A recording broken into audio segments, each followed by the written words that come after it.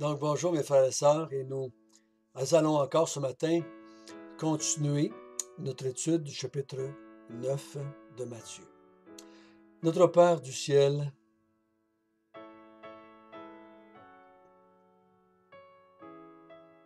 nous allons méditer quelques instants sur la miséricorde.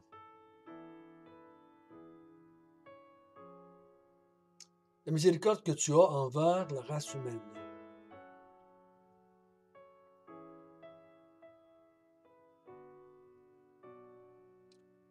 Tu dois être miséricordieux. Sans cet attribut, il n'y en aura pas de royaume des cieux. Tu es miséricordieux, donc c'est une des raisons fondamentales pourquoi il y a un royaume des cieux qui a été établi. Conduis-nous à comprendre ce que ça veut dire pour nous, tes enfants. Amen. Hier, on a vu le pardon. Si Jésus n'avait pas eu la capacité de pardonner ou le pouvoir de pardonner, bien, il n'y aurait eu personne dans le royaume. Parce que les gens qui sont sur la terre sont en rébellion ou contre Dieu, ont rejeté sa royauté. Donc, si lui veut commencer un nouveau royaume, un royaume des cieux avec le Messie, il doit pardonner. Il doit avoir ce pouvoir de pardonner. Sans ça, il n'y aura pas personne dans le royaume des cieux. Et ce matin, on va voir que il va parler de la miséricorde. Mais pour bien comprendre, lisons en premièrement notre texte dans Matthieu, chapitre 9, si vous voulez bien. De là, étant allé plus loin, Jésus vit un homme assis au milieu des péages et qui s'appelait Matthieu. Il lui dit, « Suis-moi. » Cet homme se leva et le suivit. Comme Jésus était à table dans la maison, voici beaucoup de publicains et des gens de mauvaise vie vinrent se mettre à table avec lui et avec ses disciples. Les pharisiens virent cela et dirent à ses disciples, « Pourquoi votre maître mange-t-il avec les publicains et les gens de mauvaise vie? » Jésus, les ayant entendus, leur dit, « Ce ne sont pas ceux qui se portent bien qui ont besoin de médecins, mais les malades. Allez, et apprenez ce que signifie « je prends plaisir à la miséricorde et non au sacrifice, car je ne suis pas venu appeler des justes, mais des pécheurs. »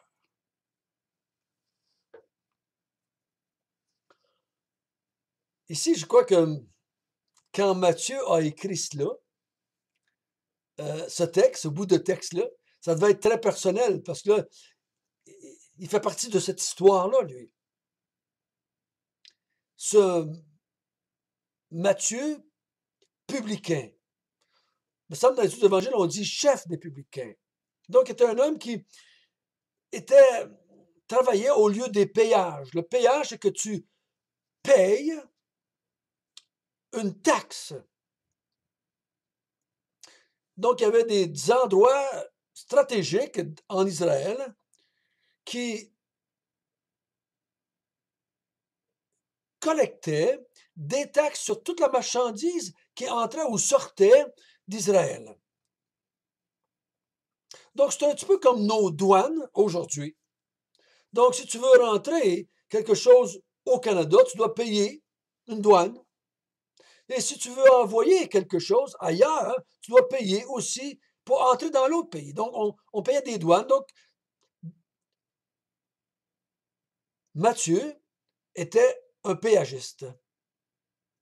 On a différentes histoires par rapport à des publicains comme Zachée, qui étaient des hommes qui étaient reconnus pour être des avides de posséder de l'argent. Il était prêt à faire n'importe quoi pour posséder de l'argent. Et pour les Juifs, les publicains, c'était les pires de la société. C'était les pires. Ils avaient vendu leur âme aux Romains pour pouvoir faire de l'argent. Donc Jésus va appeler ici, aux yeux des pharisiens et des scribes, un des méchants de la société. Et il invite cet homme à devenir un disciple. Suis-moi. Plus tard, il va l'appeler comme apôtre. Mais ici, il dit, suis-moi.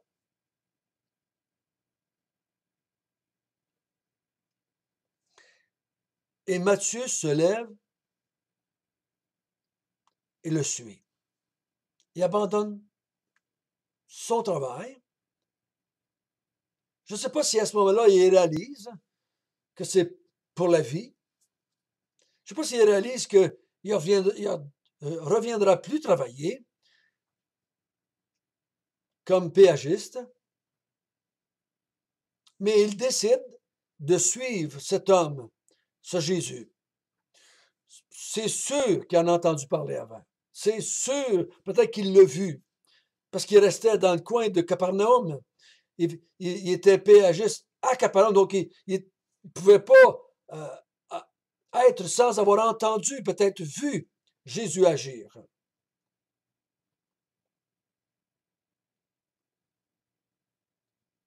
Et il décide de suivre Jésus. Et il invite Jésus dans sa maison. Parce qu'on le voit au verset 10, il est à la table de Matthieu. Donc, Matthieu l'a suivi pendant une partie de la journée, peut-être. Et pour dîner ou souper, ils vont aller chez Matthieu et il va aller manger chez Matthieu. Et pendant qu'il est chez Matthieu, donc, il y a beaucoup de monde, des gens de mauvaise vie et des publicains viennent se joindre à Matthieu, à Jésus et aux autres disciples. Donc, Jésus est au milieu d'hommes et de femmes qui sont considérés dans leur société comme étant des mauvaises personnes, mauvaise vie, mauvaises personnes.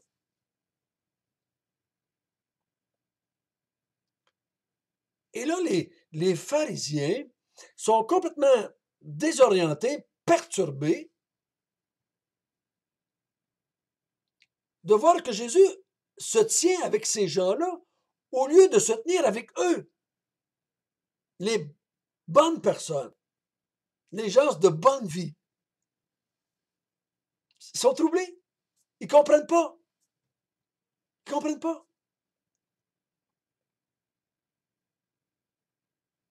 Combien de gens font la même chose aujourd'hui? Combien de gens vont rejeter l'évangile qu'on apporte parce qu'ils voient en nous des gens qui étaient de mauvaise vie? Que je me souviens des premiers temps que j'ai amené l'évangile chez nous. Mon beau-père a dit, si toi t'es sauvé dans l'aide, tout le monde l'est. Mes parents ont dit, mais qu'est-ce que tu fais, François? Tu étais athée avant. Pourquoi maintenant tu prêches l'évangile? Et j'étais comme une espèce de pierre d'achoppement pour eux, parce qu'ils me connaissaient, puis pour eux autres, je ne pouvais pas leur dire que Jésus m'avait parlé, que j'étais maintenant un disciple de Jésus, et que Jésus m'avait sauvé, et que j'allais au ciel avec Jésus. Je ne pouvais pas. C'était inconcevable pour eux. Et que moi, le gars de mauvaise vie, je les appelais à se repentir. Je les appelais à se convertir. Je me souviens une fois d'avoir parlé avec mon père, puis il dit, oh oui, parle-en à ton frère, il a tellement besoin de Dieu dans sa vie. Mais toi, papa, oh non, moi je suis correct. Moi je suis correct. Le fait que Jésus s'est tenu à fréquenter des gens de mauvaise vie, ça a été pour bien des gens qui se croyaient des bonnes personnes, une occasion de chute. La Bible dit qu'il était un scandale pour eux autres. Et là, Jésus leur dit, après que les pharisiens demandent, mais pourquoi est-ce qu'il se tient avec eux autres? Et là, Jésus répond par une image. C'est les gens malades qui vont voir le médecin. C'est les gens malades. Les gens qui se portent bien vont pas voir le médecin, ils vont pas à l'hôpital. Quand vous rentrez à l'urgence à l'hôpital, tous les gens qui sont là, en général, en tout cas ceux qui sont malades, ils n'ont pas un gros sourire, puis ils ne sont pas en train de danser, puis s'énerver. En général, ils sont malades.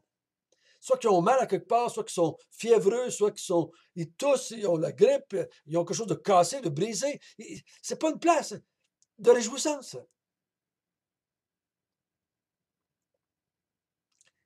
Jésus dit, ce n'est pas ceux qui se portent bien que je suis venu, qui ont besoin du médecin, mais les malades. Et il va expliquer ce qu'il veut dire au verset 13. Essayez de comprendre. Je prends plaisir à la miséricorde et non au sacrifice. Car je suis venu appeler des justes. Excusez, je ne suis pas venu appeler des justes, mais des pécheurs. Les sacrifices offerts par des pécheurs, par des gens injustes, n'ont aucune valeur aux yeux de Dieu. C'est pour ça que tout ce qu'on appelle les bonnes œuvres, les bonnes actions dans la société, ça n'a pas de valeur pour Dieu. Parce que c'est offert par des pécheurs. Et c'est fait par des pécheurs. Donc, tu ne peux pas offrir quelque chose de bon à Dieu si tu es un pécheur. Si tu es une mauvaise personne, si tu as une mauvaise vie et que tu es un rebelle au royaume de Dieu, comment peux-tu offrir à Dieu des sacrifices?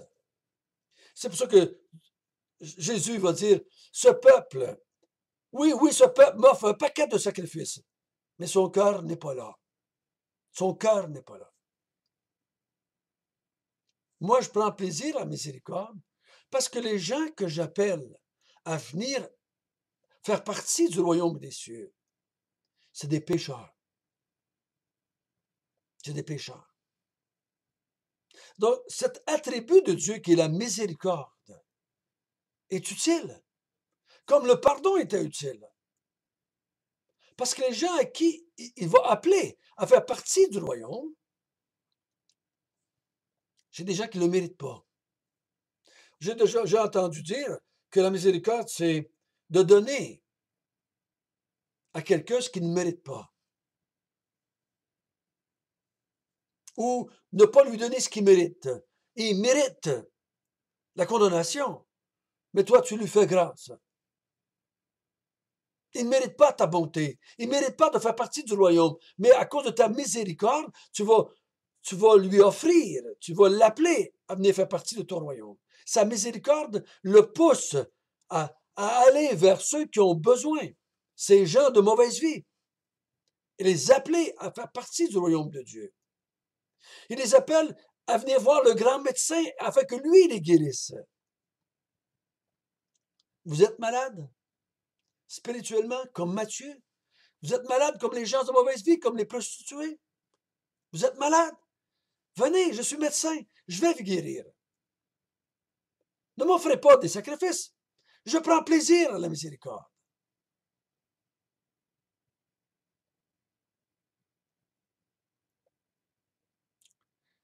Je prends plaisir à faire miséricorde aux gens, à pardonner. Je prends plaisir à faire du bien à ceux qui m'ont fait du mal. Oh.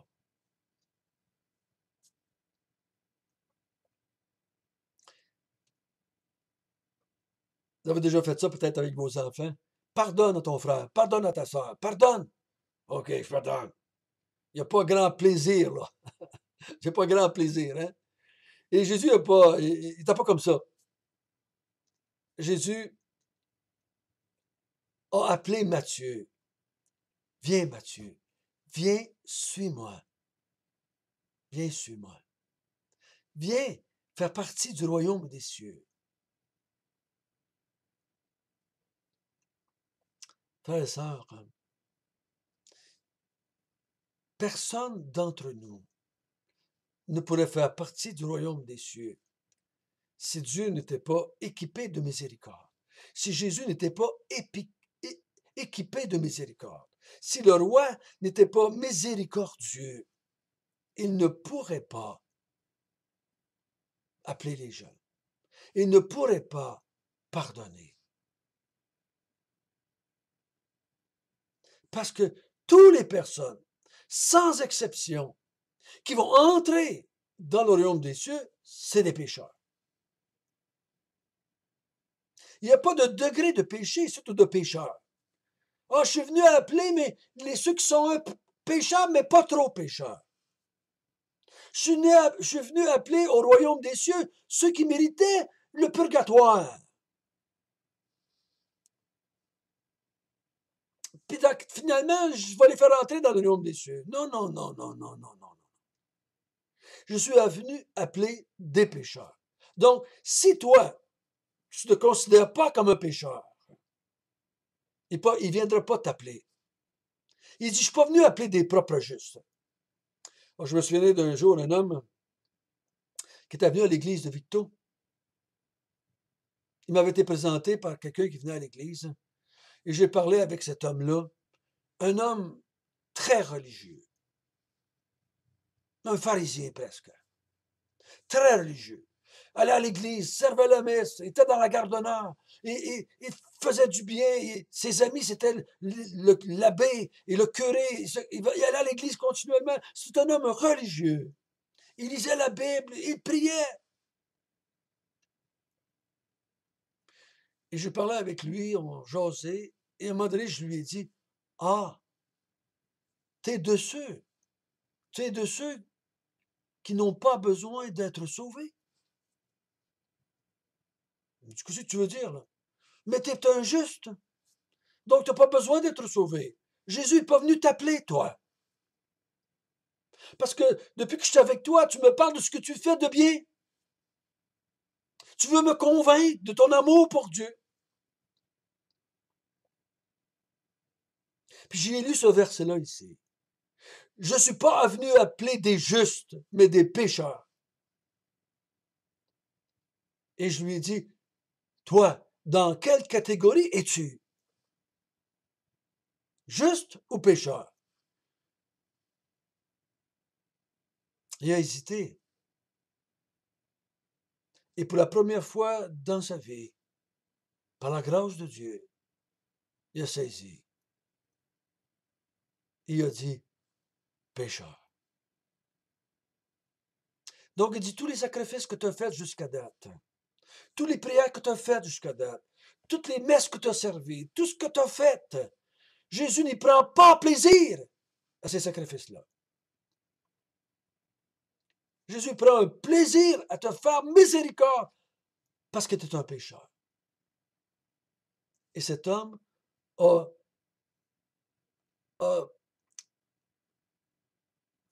fait la bienvenue, si je peux dire ça comme ça, a souhaité la bienvenue à la miséricorde. Et il s'est converti à Jésus-Christ. Il fait partie du royaume des cieux aujourd'hui.